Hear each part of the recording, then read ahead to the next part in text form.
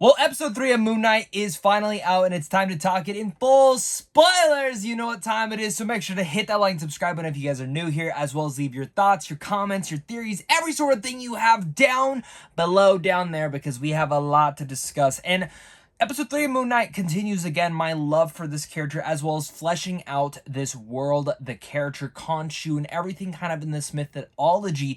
But as well as, yes, we've seen magical elements in the MCU due to Doctor Strange, but this is easily like diving into the more supernatural, godlike stuff that I've been really wanting the MCU to dive in so far. And again, Moon Knight, Ghost Rider, Blade. We know Blade is eventually coming. Ghost Rider, I assume, will come soon. These are all elements that will contain those. And this is just dipping our toes in just a bit. And going into this episode, this is the midpoint of the season. After this, we only have 3 episodes left. And for me, with episode 3, I really liked it. But I'm starting to get the same thing that a lot of other Marvel shows have, is where I feel 6 episodes is not enough to cover everything that a TV show should. I think there's some emotional avenues that I wish the show would maybe touch on a little bit more. Some other characters that I feel like come in and out, and maybe again the rest of the season will kind of play on those, or maybe we'll learn again in future Marvel series. And there's a couple of different elements in just Mark Spector's past that, again, the rest of the season could plan it out and give me those. But these are just worries that I have right now that we aren't going to get. Again, this is our big introduction to Moon Knight inside the MCU. But this is just a criticism that I've had over almost all of the MCU shows, is that it doesn't feel like the amount of episodes they give are enough to establish everything, and everything starts to feel a little bit rushed. Besides that, talking about my pros, there was a lot that I loved in this episode, and finding out that, again, Mark can't control Steven, well, it seems like, even though he thinks that, hey, is Steven doing this, when he's flipping back and forth, when he's actually going against those other people in the marketplace, and it turns out there might be another personality in there. And again, this goes to Oscar Isaac's torturing performance, where he does such a great job with the mental illness that he's really much establishing here. And I think the MCU and Marvel itself has really much written a character that is very fascinating and addicting to watch, but as well as really much addresses this mental illness that is very populated to today's standards. But it makes me interested to see next. Now, I think a lot of us are assuming that it's probably Khonshu was the one that was becoming that other personality, doing what Mark could not remember, nor did Steven. But I will actually go as far as say I don't think it's Khonshu. I actually do think it is another personality waking up and doing this. And I'm wondering what your guys' theories on that. So make sure to leave a comment down below. But very interesting to see that. And then, of course, it comes down to where we go to this kind of ritual Egyptian site that Khonshu leads us to. And Khonshu was a lot in this episode. And again, I'm loving the relationship between him and, of course, our main character, and kind of the chemistry that they're kind of bringing about in one another, and their relationship that is very much important. But not just that, but in that scene where, of course, he walks in, and this girl walks in, and all these other vessels of different gods are there, and he's pretty much on trial. And then they bring Ethan Hawke's character in.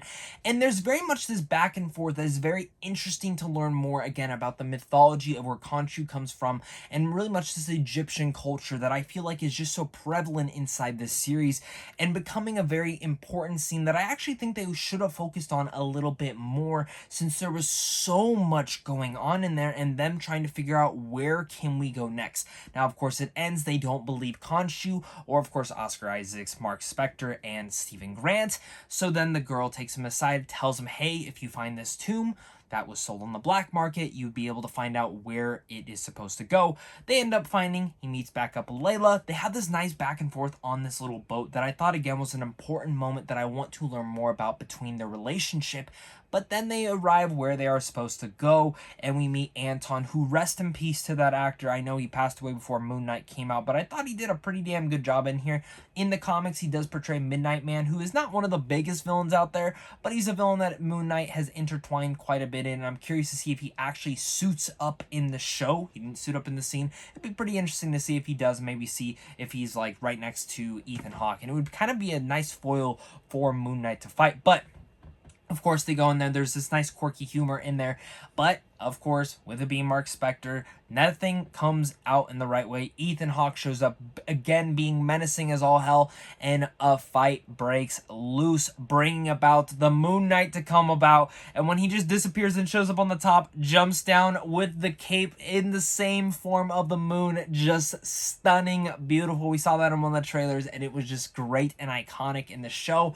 And seeing him kick ass was just freaking awesome. I loved seeing him flip around, but it became a brutal fight with the gunshots, the stabbing, especially when the spears are going through him. But before that happens, it's actually funny how he's choking the guy out and then turns into Mr. Knight, Stephen Grant, and the quirkiness comes out, and it flips so well and feels so intertwined. Then the stabs come in, and then he flips back, and then it becomes brutal. And then Anton comes in, and then he goes, I can't let Layla die. So he breaks out and just kicks major ass.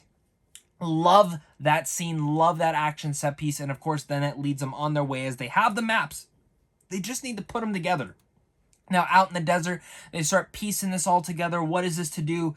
Turns out it's a map of the stars, but since stars drift, it's not going to be updated. So what does Khonshu say? Hey, I can help you reverse the sky to the night that it was, but it will cost a price. As this is going on, of course, we see the other vessels really much making him imprisoning Khonshu himself, which is going to be interesting to see where Moon Knight now goes in episode 4 and 5. Will he break out? Will Khonshu come back in? What is going to happen to this? Will he gain that statue? Which again would be interesting if he did, because in the original, some of the original Moon Knight comics, he has that statue in his house, and it's kind of like a representation of who had saved him. So those are all interesting aspects in there again.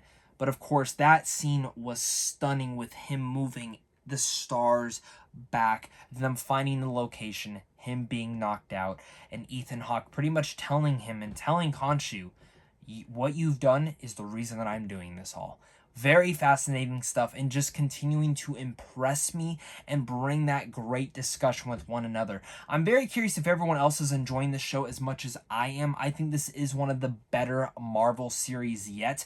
I do think for me personally, it is my favorite MCU show yet.